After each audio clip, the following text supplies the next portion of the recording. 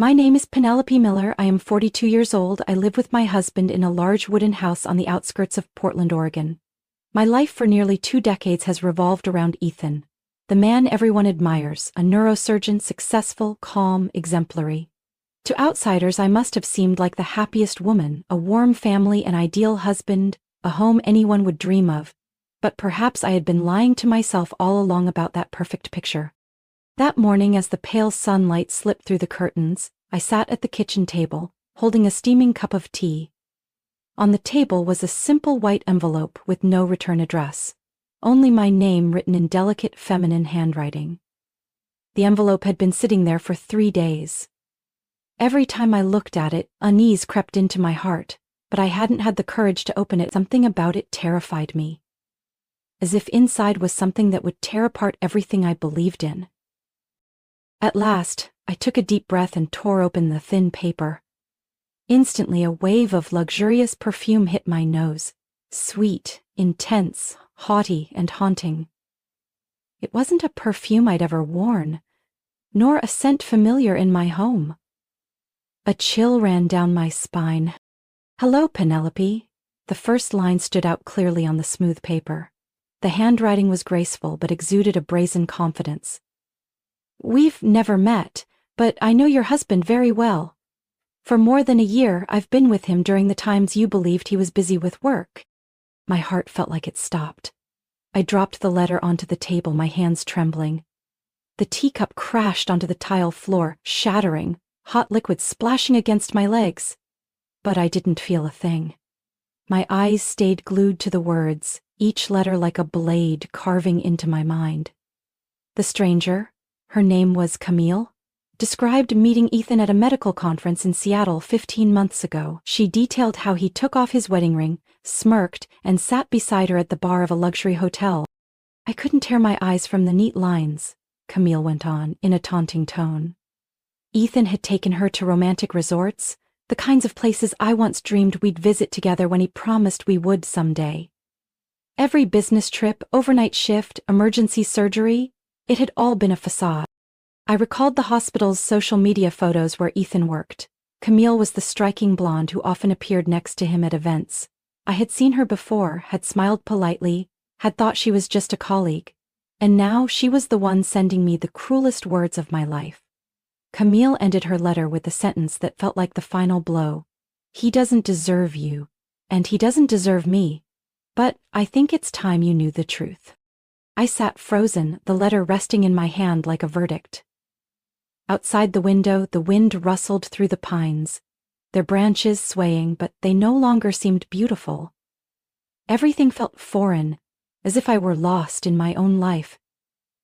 Ethan, the man I had stood by through his years of study and building his career, the man I had stepped back for so he could shine, had so easily removed his ring, so easily betrayed me.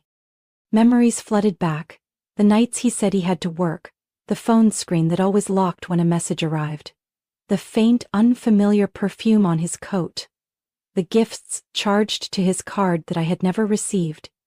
All of it connected into a harsh truth I had tried to ignore. Now, I couldn't pretend anymore. I held the letter, my fingers trembling with a mix of pain and revulsion. Camille, that name now etched in my mind, continued in her falsely sweet tone that made my blood boil just reading it. She recounted that fateful night at the Seattle Medical Conference. In the dimly lit bar of the Fairmont Hotel, Ethan, the man I had loved with all my heart, removed his ring, quietly slipped it into his pocket, and introduced himself as a free man. I could almost picture his confident smile, the one that had once made me fall for him. And then Camille shamelessly painted a scene I had never imagined. Candlelit dinners, work trips at seaside resorts in California, expensive gifts Ethan claimed were for clients or colleagues. In truth, they were for her.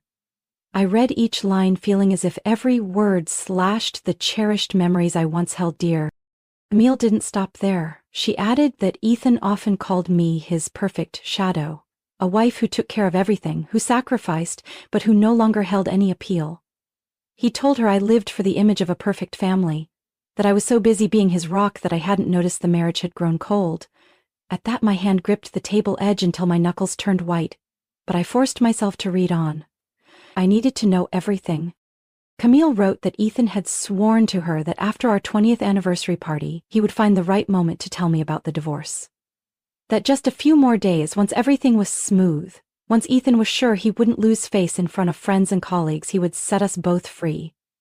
Set us free. I repeated that phrase in my mind, bitter as bile.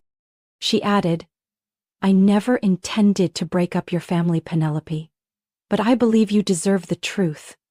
I saw your photos with Ethan online, saw the way you looked at him.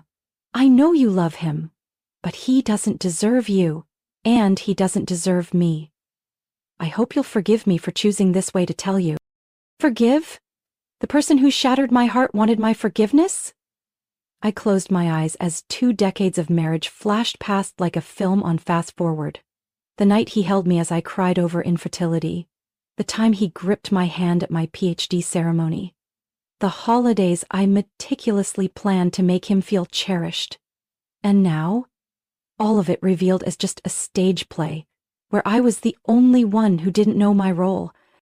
I folded the letter, placed it on the table, and gazed out the window. The Portland sky was gray, the clouds heavy like the weight in my chest. I took a deep breath, trying to steady myself. No, I wouldn't let this break me. I had already lost too much. I couldn't lose myself too. I rose, walking slowly to my study. Each step reminded me that Ethan's time of deceit was nearing its end. That night, in the quiet dark of the room, I laid out his papers on the desk. Credit card statements, travel schedules, unfamiliar hotel receipts. Every piece matched Camille's words. A stark truth, undeniable. I sat silently in my study, the desk lamp casting light over the files and papers I had just pulled from an old drawer. Outside, rain began tapping against the roof, making the room feel even heavier. I stared at the evidence I had gathered over the years but had chosen to ignore. Now, every small detail returned with painful clarity. I remembered the times Ethan said he had emergency surgeries, coming home near dawn, his coat carrying the scent of antiseptic mixed with an unfamiliar perfume. I had asked about it and he merely gave a faint smile. It's the hospital. You're being too sensitive. I had told myself not to be suspicious, not to turn into a troublesome wife. I recalled the time I did Ethan's laundry and pulled a long chestnut-colored hair from his pocket. It wasn't mine. There was no mistaking it. He just shrugged. Probably someone's hair that got on me while I was changing in the on-call room. I had believed him. I even felt foolish for doubting. I remembered the credit card statement with a charge at a jewelry store in San Francisco where he said he'd gone for a conference. When I asked about it, Ethan smiled and put his arm around me. I pre-ordered a birthday gift for Mom. Why are you asking something so odd? I had believed him. He always said sweet things that calmed me. Then there were the times he changed his phone password, saying patients message me privately. I have to protect their privacy. Or when I wanted to introduce new friends and Ethan always found a reason to decline. I'm tired, just go without me. Bit by bit, he isolated me from everyone outside his family. When old friends called, he'd say, "They're just curious about our private life, Penelope. You should keep your distance." I listened, and now, looking around, I saw I had been trapped in the gilded cage Ethan built. I closed my eyes, a dull ache spreading through my chest. But within that pain, a will began to form, strong and determined. I wouldn't let Ethan and Camille continue this deceit. And I wouldn't cancel the upcoming 20th anniversary party. No, I'd let it happen, but on my terms. That night, when Ethan came home, I had regained my calm. He walked in, his shirt wrinkled, his hair damp from the rain, looking more worn out than usual. I brought him a hot cup of tea, a soft smile on my face, as always. He looked at me, a bit surprised. "You're not mad?" "I'm so late." "I understand. You've had a long day," I replied, my voice gentle though a storm raged inside me. The next morning I called Olivia, the one close friend who stayed in touch despite Ethan's efforts to keep her away. "Liv, I need you. Can you come over this afternoon?" Olivia didn't ask questions. She simply said firmly, "I'll be there. I'm always here when you need me." That afternoon, as Olivia sat across from me, I laid out Camille's letter. I told her everything, leaving nothing out. Olivia fell silent, then took my hand. Penelope, what are you planning? Tell me. Don't hold it in. I took a deep breath and met Olivia's gaze. I'm not canceling the party. I'm going to let everyone see the truth. I won't let Ethan keep wearing a mask in front of friends and colleagues. It's time he paid for what he's done. Olivia looked at me, her eyes filled with both worry and admiration. Are you sure? This will be a huge shock. I've never been more sure. That night, as the city lay beneath the rain, I sat alone by the window, watching the streetlights blur. In my mind, the plan became clear. Ethan had no idea that the event he thought would strengthen his perfect family image would be the day all his lies were exposed. The next morning, I woke with a clearer mind than ever before. The pain had given way to clarity and resolve. I sat at my desk, a steaming cup of coffee beside me, and opened my laptop. On the screen appeared the files I had carefully saved over the years. Bank statements, hotel receipts, unusual credit card charges. I began combing through each line, each number, like someone assembling the pieces of a full picture. By late morning, I picked up the phone and called Diane, Ethan's assistant at the neurology clinic. Diane was in her 30s, efficient, and had always treated me with nothing but respect at hospital events. When the line connected, I took a deep breath and kept my tone as natural as possible. Diane, hi, I need a small favor for the anniversary party. Ethan said he lost the records from last year's Seattle trip. Could you print the hotel logs and conference contacts for me? I need them for the speech. There was a brief pause on the other end, just long enough for me to sense she understood what I truly needed. Then she replied professionally, Of course, Penelope. I'll prepare them right away and send them to your office this afternoon. I thanked her and hung up. My heart pounded in my chest. Not from fear, but because I knew I had laid the first stone of my plan. Next, I drove to the office of Robert Keller, a lawyer I'd known since my days editing legal texts. Robert, in his 60s, careful and sharp, was someone I had trusted with important matters. Sitting across from him in his wood-scented office, I told him everything, holding nothing back, about Camille, the evidence I was gathering, my plan to reveal the truth at the party. Robert listened silently, nodding now and then set down his teacup. Penelope, you're right not to act rashly. I'll help you, but make sure all the necessary documents and transactions are in order. I'll also bring in a forensic accountant I trust to review your joint accounts. If Ethan has moved money or assets, we'll need proof. I gripped his hand, feeling as if I'd found a true ally. Leaving Robert's office, I stopped outside the hospital where Ethan worked. The Portland sky was gray, but I didn't feel cold. I closed my eyes for a few seconds, then walked into the administrative wing and found the office of the department chair. Dr. Claire Bennett, the woman Ethan always dismissed as rigid and nosy. Claire looked at me over black-framed glasses, her gaze sharp but filled with empathy. Penelope, I suppose you're not here just for a social visit.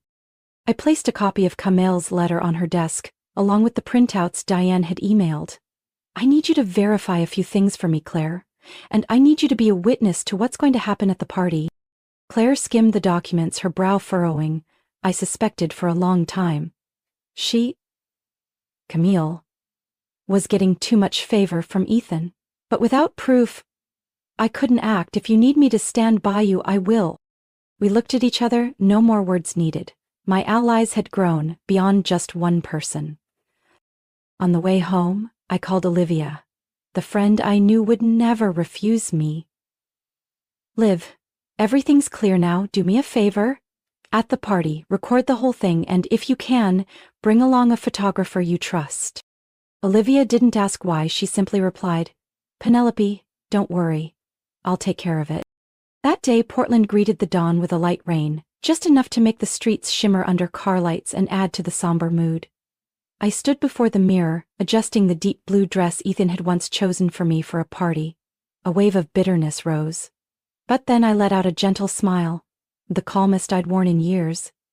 Today there would be no place left for lies to hide. Ethan entered the room, adjusting his tie in the mirror. He looked at me in the reflection, that familiar, smug smile on his face.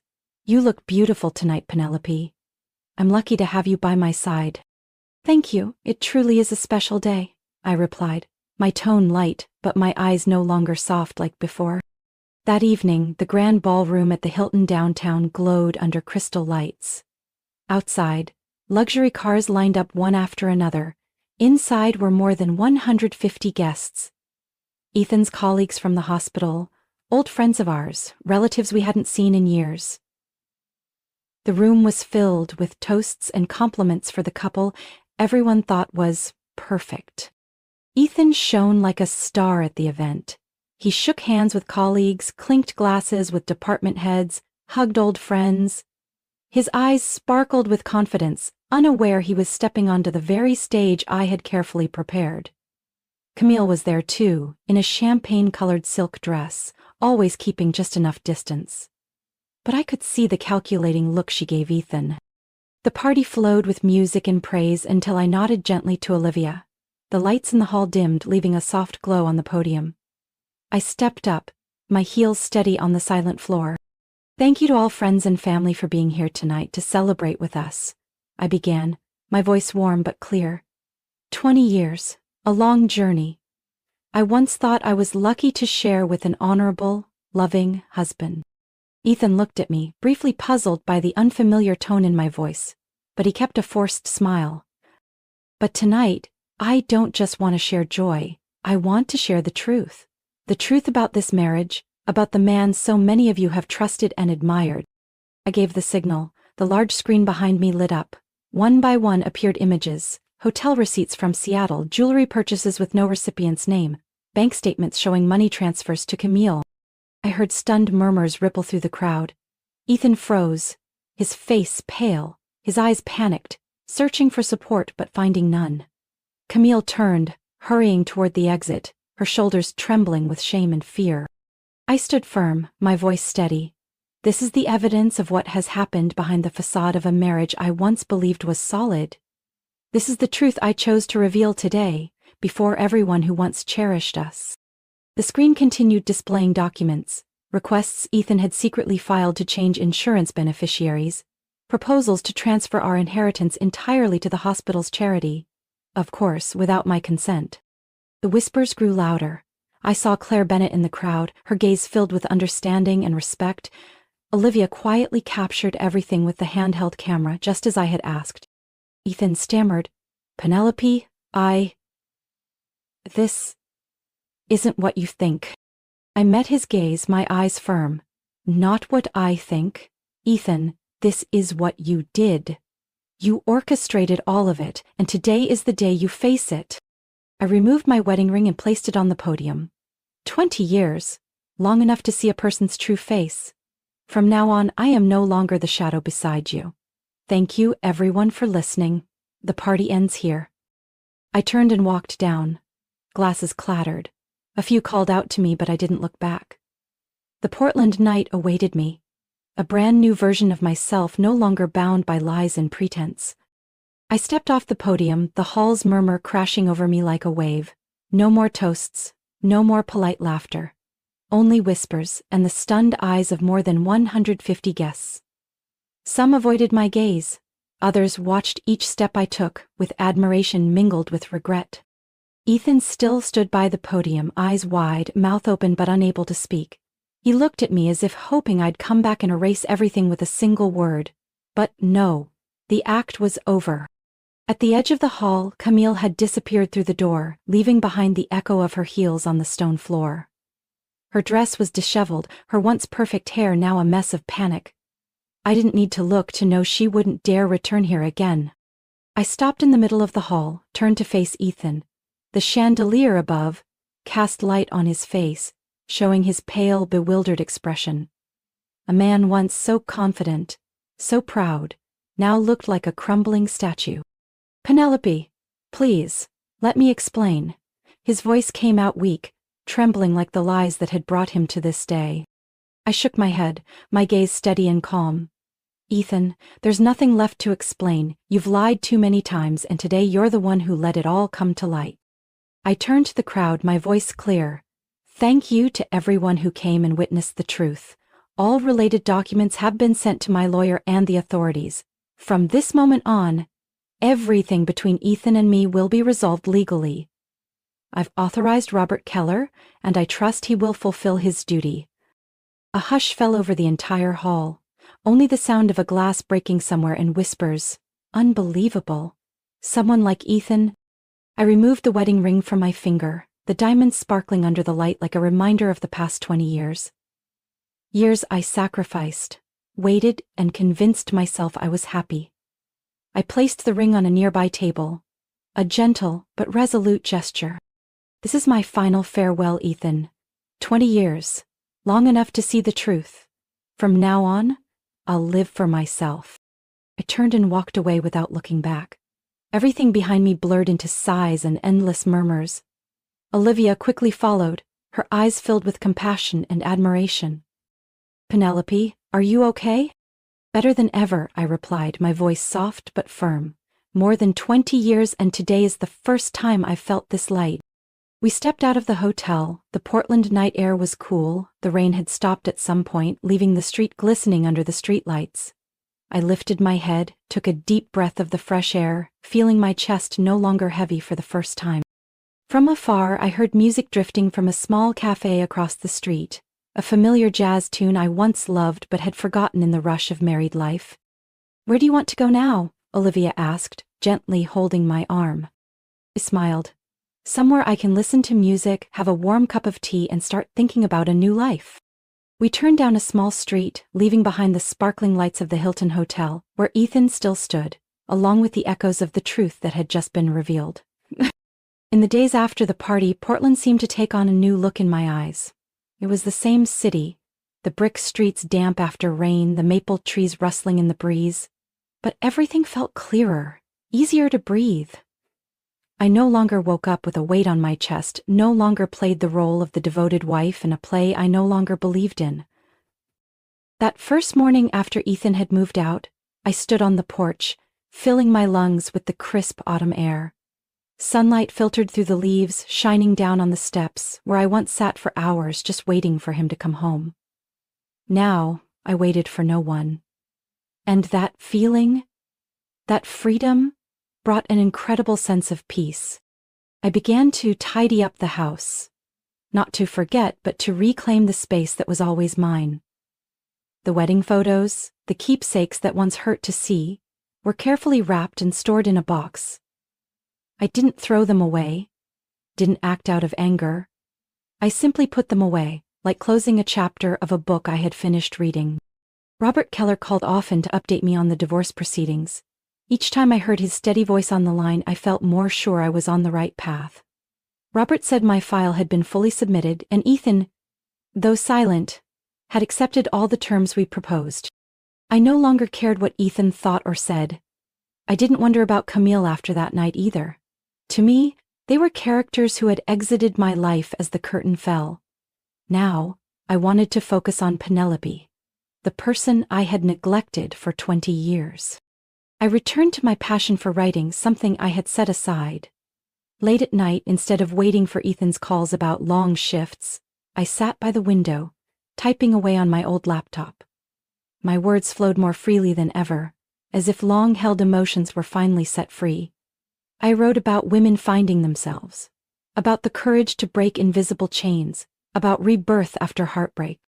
One evening, Olivia came by with 2 cups of hot cocoa. We sat on the porch quietly watching the streetlights reflect on the wet road. "Penelope, I've never seen you like this," Olivia whispered, her eyes warm. "Strong, free, truly happy." I smiled, grateful she was always there. I wasted too much time realizing it, Liv. Now I won't waste another moment. On weekend mornings, I treated myself to walks in the park, enjoying the chill of Portland in the fall. I started trying things I once hesitated about. Signing up for yoga, accepting invitations to art exhibits, joining the city's book club. I met new friends, heard new stories, and slowly realized the world out there was bigger and more colorful than I had imagined. Once, as I walked past a gallery in the Pearl District, I stopped at the window. A painting caught my eye. A field of wildflowers stretching under a deep blue sky. I stood still, feeling a strange sense of connection. That image felt like me now, small in a vast world, but full of life and hope. Every night before bed, I no longer startled awake from nightmares or the fear of being alone. Instead, there was peace, soft music from an old radio, and the comfort of knowing tomorrow I'd get to live a life I chose. Today, looking back on the journey, I feel grateful to myself for being brave enough to let go of a marriage built on lies and to start over. I no longer live to please anyone else, no longer fear judgment or pity. My life now is simple but whole. I write, I savor each small moment, I listen to myself, and I know I deserve happiness. Above all, I have found my true self again. What do you think about Penelope's journey and the courageous decisions she made? Share your thoughts in the comments. And don't forget to follow the channel for more touching, meaningful stories about family life.